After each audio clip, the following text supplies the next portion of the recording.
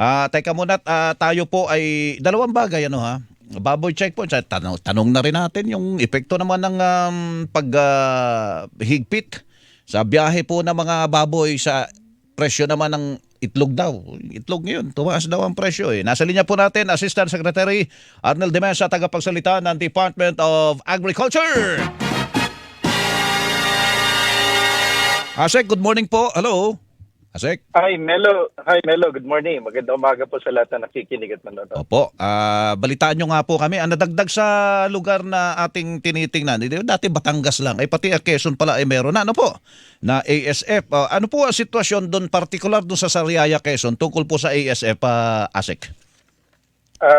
Melo, bukod dito sa Batangas, meron din tayong binabantayan dito sa Quezon, sa Laguna at sa Rizal, part ng Calabarzon.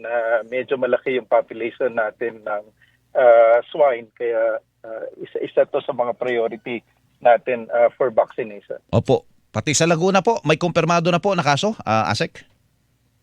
May mga bagong kaso din dito sa mga lugar na to, Melo. Saan po sa particular, kung mamarapatin nyo po, Asek, sa Laguna? I-verify ko lang, Melo, pero yun yung mga report. Opo. Sa Bicol po, Asek? Sa ngayon kasi, Melo, meron tayong 251 as of August 8. At tuloy-tuloy yung pag-verify ng Bureau of Animal Industry dito sa mga bagong kaso natin nationwide. Sige. Anyway, tutukan natin tong Sariaya kasi medyo marami na yung binanggit ni Alan eh. No, isang araw daw 60, sumunod 87, may 14 pa na mga baboy po ang talaga nagpositibo at nakarating dito sa Metro Manila. Asek, wala ba tayong mga checkpoint bago lumabas doon sa mga probinsya po itong mga baboy na ito? Asek? Melo, itong 147, bahagi nga ito nung nakumpiska natin na mga baboy galing Quezon, in particular dyan sa Sariaya, na nahuli natin dito sa may Mindanao Avenue. At nagpapasalamat tayo sa tulong din ng Quezon City LGU at saka ng ating kapulisan. At tama ka, dapat yan ay nahuli bago pa lang lumabas ng Quezon Province. May mga checkpoints tayo dyan, kaya noong Sabado ay nakipagpulong yung ating Bureau of Animal Industry at ang ating Regional Field Office dyan mismo sa may Chaong, Quezon para mas lalong mahigpitan itong mga lumalabas na baboy galing ng Quezon at makipag-coordinate dito sa buong Calabarzon kasi kasama na natin yung Regional Field Office dito sa pagpupulong na ito. Opo, kasi nakalusot doon, unang checkpoint yun dito sa Metro Manila, saka palang nasa Batpo eh. Siyempre, mahaba na po ang biniyahe niyan at alam nyo naman yung African Swine Fever, mabilis kumalat po yan. Nakita ko nga doon sa isang video dito, doon sa lugar ni Alagato sa Mindanao Avenue, pati pala gulong ng truck na kinasasakyan ng mga baboy, dinedisinfect din, ano, Asek?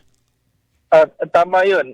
Doon sa mga farms pa lamang, dapat may mga tire and foot baths yan. Opo. And then yung buong truck at buong sasakyan dapat ini-inspect talaga itong mga transport vehicles natin. Opo. Ano pong gagawin doon sa mga nagbiyahe niyan na bago sana inilabas nalaman nila safe yung yung kanilang mga ibibiyahing baboy. May pananagutan ho ba? At ano na nangyari na doon sa mga baboy po na nakumpiska, Asek? Yung mga baboy na nakumpiska ay na-condemn na yun, nailibing na rin. At yung mga itong grupo na patuloy na gumagawa kasi pinipeke nila yung mga papel. At meron pa actually nakita kami na yung shipping permit na nagamit ng isang araw ay inulit-uli at nahuli uli ng ating mga tauhan sa bureau, yung ating mga quarantine officers. Talagang magagaling silang manghuli.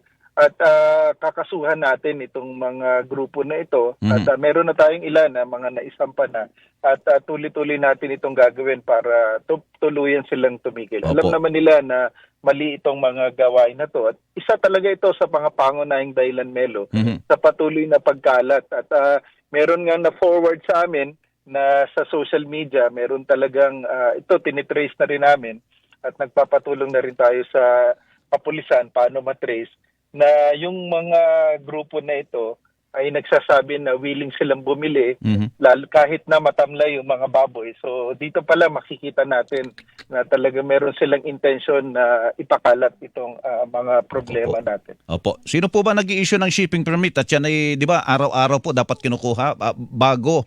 O, minsan lang po na nagagawa po yan yung pag-i-issue po, no? Asek? Joint effort ito ng ating LGU Veterinarian at saka ng ating mga Bureau of Animal Industry. Oho, oho. So, aliba, may biyahe po ngayon. Kukuha ka para sa araw na ito. Hindi yung gagamitin mo yung para sa nakalipas na araw, Asek. Yes, meron na tayong sistema na in place para malaman natin kung yung shipping permit na dala nila ay peke o hindi. Kaya Opo. talagang nauhuli at mahuhuli. Kung makalusot doon sa ibang checkpoint, dito sa mga ibang areas, hindi talaga dahil Opo. naka-monitor tayo dyan. Sige po, Asek. At tabayanan po namin yung pag-uumpisa po ng bakunahan. Ngayon yatang week na itong papasok po, no? Asek? Dumating na yung Diyan na? bakuna at nasa customs na siya. Oho. At inaasahan natin na pag natapos yung mga necessary orientation kasi kailangan natin kausapin at yung pagpapalista ng mga farms na gusto mag-participate. And of course, may procedure pa yan ng pagkuha ng dugo at dadaan pa sa laboratorio kasi yung mga lugar na may mga namatay, medyo hindi natin isasali. At pag natingnan natin naman na positive pa rin sila sa ASF, of course, hindi natin pwedeng bakunahan pag may ASF na.